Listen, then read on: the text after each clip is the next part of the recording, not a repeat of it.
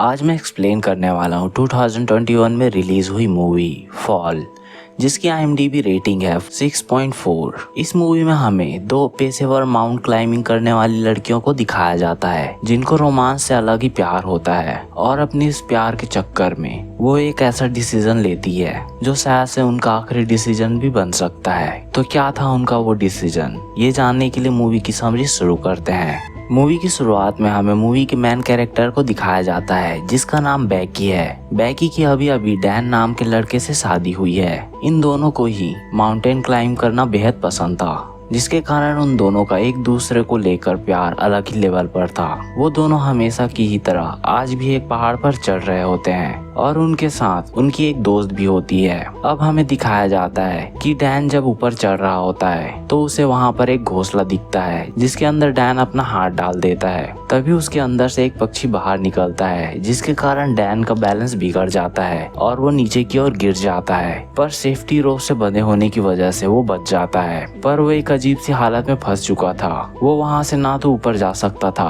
और ना ही नीचे जा सकता था। बैकी और उसकी दोस्त डैन की मदद करने की कोशिश करती हैं, पर वो कुछ नहीं कर पाते। तभी हमें दिखाया जाता है कि डैन जिस रस्सी से लटका हुआ है उसके छोर पर बंधा क्लिप लूज हो रहा है और अचानक से डैन नीचे गिर जाता है और उसकी मौत हो जाती है। अब सीन शिफ्ट होता है और हमें दिखाया जाता है 51 हफ्तों के बाद, और हम बैकी को देखते हैं जो कि अब बुरी तरह से शराब के नशे में डूब चुकी है, क्योंकि वो शराब के जरिए डैन की यादों को भुलाना चाहती थी, पर चाहते हुए भी वो ऐसा नहीं कर पा रही थी। बैकी के पास अभी भी डैन की अस्थियां रखी हुई थी, क्योंकि वो डैन को अपने आप से दूर नहीं कर पा रही थी। तभी एक दिन बैकी के घर उसकी दोस्त हंटर आती है। ये वही लड़की है जो डैन के मौत के समय वहाँ पर मौजूद थी। हंटर बैकी को देखकर बहुत खुश होती है, पर जब उसे पता चलता है कि बैकी ने अपनी जान लेने की कोशिश की तो वो बैकी से बोलती है कि हमें फिर से क्लाइंबिंग करनी चाहिए। और इसके बाद वो बैकी को एक टावर के बारे में बताती है, जो कि एक टीवी टावर है। ये टीवी टावर एक ऐसे सुनसान इलाके में था जहाँ पर लोगों का आना जाना बहुत कम था।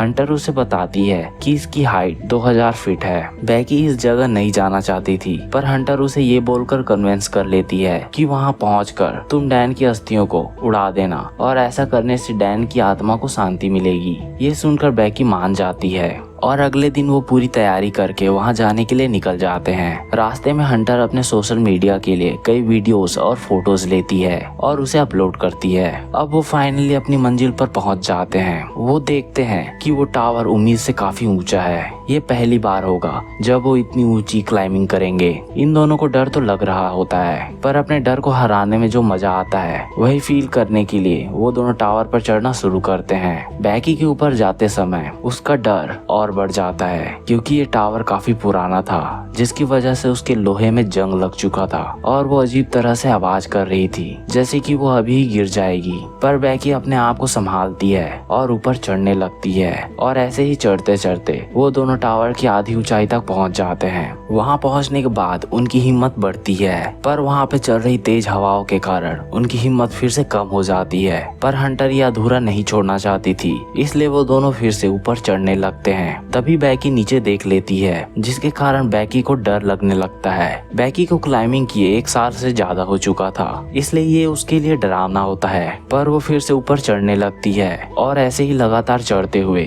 वो दोनों फाइनली टॉप पे पहुंचने ही वाले होते हैं। पर तभी अचानक से बैकी जिस सीढ़ी पे पैर रखती है उस सीढ़ी का स्क्रू निकल जाता है, पर ये बात उन दोनों को पता नहीं चलती और वो दोनों टावर के टॉप में पहुंच जाते हैं। इतनी ऊंचाई से ये दुनिया अलग ही लग रही थी। अब जबकि वो दोनों अपनी मंजिल पे पहुंच चुके थे, वो दोनों बहुत खुश होते हैं और काफी एंजॉय करते हुए हंटर अपने फोन से बहुत सारी फोटोज लेती है। हंटर अपने साथ एक ड्रोन भी लाई होती है ताकि वो अपनी वीडियो बना सके, जिसे वो सोशल मीडिया पर अपलोड करेगी। वो दोनों काफी खुश होते हैं। तभी हंटर को एक आइडिया आता है और वो टावर के टॉप में बने स्टैंड को पकड़कर लटक जाती है और बैकी को अपनी फोटो लेने को बोलती है। इसके बाद हंटर बैकी से बोलती है कि तुम्हें भी ये ट्राई करना चाहिए, और बैकी भी ये ट्राई करती है और बहुत खुश होती है। इसके बाद बैकी डैन की राख को हवा में फैला देती है। ये उन दोनों के लिए काफी इमोशनल होता है, पर इसके साथ ही बैकी डैन को आखिरी अलविदा कहती है और अब बैकी अपनी जिंदगी की नई शुरुआत करने के लिए तैयार थी। इसके बाद वो दोनों अपना सामान पैक करते हैं और नीचे जाने की तैयारी करते हैं और बैकी नीचे जाने के लिए पहले उतरती है। पर जैसे ही बैकी सीढ़ी पर पैर रखती है वैसे ही वो सीढ़ी नीचे गिर जाती है। पर रस्सी से बंधे होने की वजह से वो डायरेक्ट नीचे नहीं गिरती और हवा में लटक जाती है। इसके बाद हंटर उस रस्सी को खींचकर बैकी को ऊपर ले लेती है। बैकी तो ऊपर पहुंच जाती है पर उसका बैग टावर के निचले हिस्से में पड़े डिस्क में जा गिरता है जिसमें कि उनका खाना पानी और बाकी सामान था। अब वो दोनों जमीन से लगभग 2000 फीट की ऊंचाई पर फंस चुके थे। वो दोनों तुरंत मदद के लिए अपने फोन निकालते हैं पर दोनों के ही फोन पे कोई भी नेटवर्क नहीं आ रहा था। मतलब कि अब वो अपनी मदद के लिए भी किसी को नहीं बुला सकते। अब इन दोनों का डर बढ़ते जा रहा था क्योंकि अब वो दोनों एक सुनसान इलाके में 2000 फीट ऊंचे टावर में फंस चुके थे। अगर किस्मत से कोई वहां आ भी जाए तो उन दोनों की मदद की आवाज भी नीचे तक नहीं जाएगी। तभी बैकी को ऊपर एक बॉक्स नजर आता है। वो दोनों वो बॉक्स ओपन करते हैं। इसके अंदर एक फ्लेयर गन और दूरबीन होती है। फ्लेयर गन का यूज वो सिर्फ रात में ही कर सकते थे ताकि रात के अंधेरे में वो नजर आए। और हंटर दूरबीन से अपने आसपास के इलाके को देखने लगती है। तभी हंटर को दूर एक गाड़ी नजर आती है पर वो गाड़ी काफी दूर थी। वो उतनी दूर से ना तो उनकी आवाज सुन सकते थे और ना ही देख सकते थे। इसके बाद हंटर फिर से अपना फोन चेक करने लगती है और वो नोटिस करती है कि टावर पर चढ़ने से पहले जब वो दोनों नीचे थे तब उसने एक फोटो अपलोड की थी जो कि अपलोड हो चुकी है। उस पे बहुत से लाइक्स और कमेंट्स भी आ चुके थे। ये देखकर उन्हें ये तो पता चल जाता है कि नेटवर्क की प्रॉब्लम सिर्फ ऊपर में ही है, नीचे में नहीं। ये जानने के बाद हंटर को मदद मांगने का एक आइडिया आता है और वो अपने इंस्टा पे मदद मांगते हुए एक पोस्ट अपलोड करती है जो कि ऊपर तो अपलोड नहीं हो रहा था पर जैसे ही मोबाइल नेटवर्क में आएगा वो पोस्ट अपलोड हो जाएगा। इसलिए वो अपने फोन को रस्सी से बांधती है और उसे नीचे करने लगती है पर उसकी रस्सी ज्यादा लंबी नहीं थी जिसके कारण वो मोबाइल को ज्यादा नीचे तक नहीं भेज पाती। और ऐसे ही कुछ देर तक रखने के बाद वो मोबाइल ऊपर ले लेती है और अपने पोस्ट को चेक करती है जो कि अभी भी अपलोड नहीं हुआ था। इसके बाद हंटर को एक आइडिया आता है और वो अपने फोन को नीचे फेंकने का डिसाइड करती है क्योंकि कुछ समय पहले जब वो नीचे थे तब वहाँ नेटवर्क आ रहा था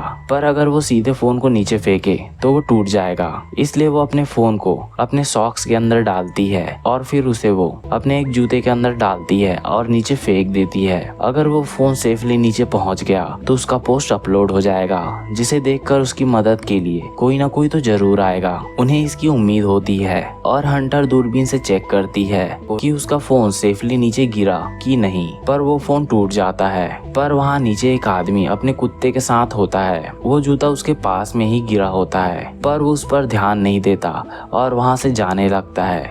उसे जाता देखकर बैकी फ्लेयर गन चलाने लगती है पर हंटर उसे ऐसा करने से मना कर देती है क्योंकि अभी दिन था और उजाले में वो नजर भी नहीं आएगा। और कुछ समय बाद अंधेरा हो जाता है जिसके बाद वो फ्लेयर गन को चलाते हैं और बैकी अपने फोन के फ्लैश को ऑन करके हिलाने लगती है ताकि उन्हें कोई देख ले। और वो आदमी जो कुछ दूर आगे ही अपनी कार में कैंपिंग कर रहा होता है वो ये सब देख लेता है पर वो उनकी मदद करने नहीं आता बल्कि उनकी कार चुरा कर ले जाता है। अब बैकी और हंटर अपनी पूरी उम्मीद खो चुके थे कि अब वो शायद ही यहाँ से जिंदा बच पाएंगे क्योंकि उन्होंने अपनी मदद मांगते हुए जो पोस्ट किया था वो फोन भी गिरकर टूट चुका था। अब बैकी और हंटर सोने की कोशिश करते हैं। हंटर जो होती है वो नींद में नीचे गिरने वाली होती है। तभी बैकी उसे पकड़ लेती है और तभी बैकी की नजर हंटर के पैर पे बने एक टैटू पर पड़ती है जिस पे 143 लिखा हुआ था। तभी बैकी को याद आता है कि जब भी वो अपने पति डैन को आई लव यू बोलती थी तब उसका पति कोड में उसे रिप्लाई करता था और 143 बोलता था। ये सब देखकर बैकी समझ जाती है कि हंटर और उसके पति के बीच कोई न कोई रिश्ता था। वो हंटर से इस बारे में पूछती है और हंटर ये बात एक्सेप्ट कर लेती है कि मेरा तुम्हारे पति के साथ अफेयर था। वो इस बात के लिए बैकी से माफी भी मांगती है पर बैकी पूरी तरह से निराश हो चुकी थी क्योंकि उसे इसकी जरा भी उम्मीद नहीं थी कि उसकी एकलौती अच्छी दोस्त उसके साथ ऐसा करेगी। अब उनके यहाँ से निकलने का सिर्फ एक ही रास्ता था कि वो अपना बैग हासिल करे जो कि नीचे डिसेंटिना में अटका हुआ था क्योंकि उस बैग में खाने पीने का सामान और एक ड्रोन पड़ा था जिसे उड़ाकर वो कहीं और भेज सकते थे और मदद मांग सकते थे। हंटर डिसाइड करती है कि वो ये बैग लेकर आएगी, जो कि बिल्कुल भी आसान नहीं था क्योंकि वहाँ तक जाने वाली सीढ़ी नीचे गिर चुकी थी। इसलिए वो रस्सी से लटक कर नीचे जाने लगती है, पर वो रस्सी आधे रास्ते में ही खत्म हो जाती है। अब हंटर को समझ नहीं आ रहा था कि वो बैग तक कैसे पहुंचेगी, पर जो हंटर थी वो बहुत साहसी थी और वो हिम्मत करके डिश पर छलांग लगा देती है और बैग को हासिल कर लेती है। पर अभी उसकी दिक्कतें खत्म नहीं हुई थी क्योंकि अब उसे ऊपर भी आना था और वो जो रस्सी थी वो उससे काफी ऊंचाई पर थी। इसलिए हंटर बैग में से सेल्फी स्टिक निकालती है और उसकी मदद से वो उस बैग को रस्सी में फंसा देती है और खुद भी एक जंप लगाकर उस बैग को पकड़ लेती है और उस रस्सी के सहारे ऊपर चढ़ने लगती है। बैकी उस रस्सी को खींचने की कोशिश करती है, पर हंटर का वेट बहुत ज्यादा था जिसके कारण वो उसे ऊपर नहीं खींच पाती। इसलिए अब सब कुछ हंटर को ही करना था और वो उस रस्सी को पकड़कर ऊपर चढ़ने लगती है, जो कि बिल्कुल भी आसान नहीं था क्योंकि वो रस्सी काफी पतली थी जिसे पकड़कर ग्रिप बनाने में काफी दिक्कत हो रही थी। पर हंटर जैसे तैसे ऊपर चढ़ रही हो तभी अचानक उसका हाथ फिसल जाता है और वो नीचे गिरने लगती है। बैकी को लगता है कि वो नीचे गिर गई, पर जब वो नीचे देखती है तो हंटर अभी भी रस्सी से लटकी होती है और वो धीरे धीरे चढ़कर ऊपर तक पहुंच जाती है और वो बैग में रखे पानी की बोतल से पानी पीने लगते हैं और उस ड्रोन की मदद से हेल्प मांगने के लिए तैयार हो चुके थे। वो एक पेपर पे लिखते हैं कि हम पुराने टावर में फंसे हुए हैं, हमें मदद की जरूरत है, प्लीज हमारी मदद करो। और वो उस कागज को ड्रोन में लगा देते हैं और वो उस ड्रोन को उड़ाते हैं। तभी उन्हें पता चलता है कि उनके ड्रोन की बैटरी काफी लो है, इसलिए वो सामने दिख रहे टाउन तक नहीं जा पाएगी। इसलिए उन्हें अपने ड्रोन को वापस बुलाना पड़ता है और एक बार फिर से रात हो जाती है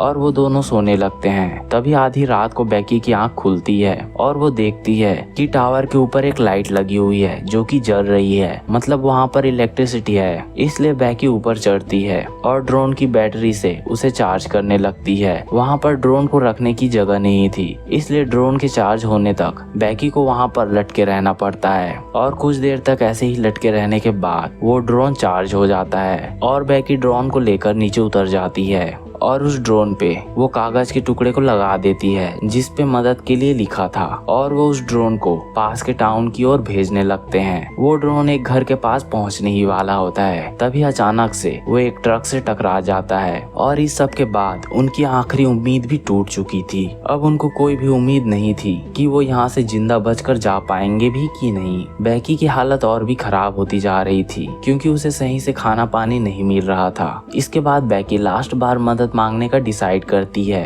और वो अपने फोन पर भी मदद के लिए मैसेज सेंड करके नीचे फेंकने का डिसीजन लेती है, जिसके लिए वो हंटर से उसका शू मांगती है। पर हंटर वो देने से मना कर देती है और बोलती है कि मैं तुम्हारे साथ नहीं हूँ। और हमें फ्लैशबैक का सीन दिखाया जाता है जहाँ हमें पता चलता है कि जब हंटर के हाथों से वो रस्सी छूटी थी तब वो दोबारा उस रस्सी को नहीं पकड़ पाई थी और नीचे डिश एंटीना पे गिर गई थी, जिसके कारण उसकी मृत्यु हो गई है और अभी भी उसकी बॉडी उसी एंटीना पर होती है। मतलब बैकी इतने समय से जिससे बातें कर रही थी वो सब उसका वहम था, हंटर तो वहाँ पे मौजूद भी नहीं थी। और जब बैकी को इस बात का एहसास होता है तो वो अंदर से और भी टूट जाती है क्योंकि अब वो अकेली ही यहाँ पर फंसी है और रात हो जाती है और रात को अचानक से तेज हवाएं चलने लगती है, जिसके कारण बैकी को उस टावर को कस के पकड़ कर रखना पड़ता है ताकि वो वहाँ से नीचे ना गिर जाए। आ रहे तूफान को देख के उसे लगता है कि अब वो नहीं बचने वाली, इसलिए वो अपने पिता के लिए आखिरी मैसेज रिकॉर्ड करती है और उसे सेंड करती है। पर यहाँ पर नेटवर्क नहीं था इसलिए वो मैसेज डिलीवर ही नहीं होता और बैकी जैसे तैसे उस तूफान में सर्वाइव कर जाती है और सवेरा होता है। तभी बैकी के पास एक मांसाहारी चिड़िया आती है और उसके पैरों पे लगे चोट की सुगंध से वहाँ के मांस को खाने लगती है। तभी बैकी की आंख खुलती है और वो उस चिड़िया को मार देती है। अब बैकी के पास खाने के लिए कुछ था जिसे खाने के बाद उसकी बॉडी में थोड़ी ताकत आती है और वो डिसाइड करती है कि वो मदद मांगने की आखिरी कोशिश करेगी क्योंकि उसके पास कोशिश करने के अलावा कोई और चारा बचा ही नहीं था। वो चुपचाप यहाँ पर बैठकर इंतजार नहीं कर सकती थी और वो उस रस्सी की मदद से उस डिश एंटीना तक पहुँचती है जहाँ पर हंटर की बॉडी थी। वो हंटर के एक शू को निकालती है और उसमें अपने फोन को डालती है जिस पे मदद मांगते हुए वीडियो डला था और वो उस जूते को हंटर की बॉडी के अंदर डाल देती है और उस जूते के साथ उसकी बॉडी को भी नीचे फेंक देती है और मदद की उम्मीद से वो वहाँ इंतजार करने लगती है कि शायद से वो फोन सही सलामत नीचे चला जाए और उसकी मदद के लिए उसके डैड आ जाए। और रात हो जाती है और हमें बेकी के डैड को दिखाया जाता है जो कि उसकी मदद के लिए वहाँ पे आते हैं। मतलब उन्हें वो मैसेज मिल चुका था और बेकी को सेफली रेस्क्यू कर लिया जाता है और इस तरह ये मूवी खत्म होती है। ये मूवी हमें सिखाती है कि हमें अपने पास्ट को लेकर ज्यादा नहीं सोचना चाहिए, क्योंकि वो पास्ट है जो कि तुम्हारे साथ हो चुका है, जिसे तुम चाहकर भी नहीं बदल सकते। इसलिए हमें अपने वर्तमान पर ध्यान देना चाहिए और खुश रहना चाहिए। अगर आपको ये मूवी की समरी अच्छी लगी हो तो इस वीडियो को लाइक और कमेंट जरूर करें और चैनल को सब्सक्राइब करें। Thanks for the watching.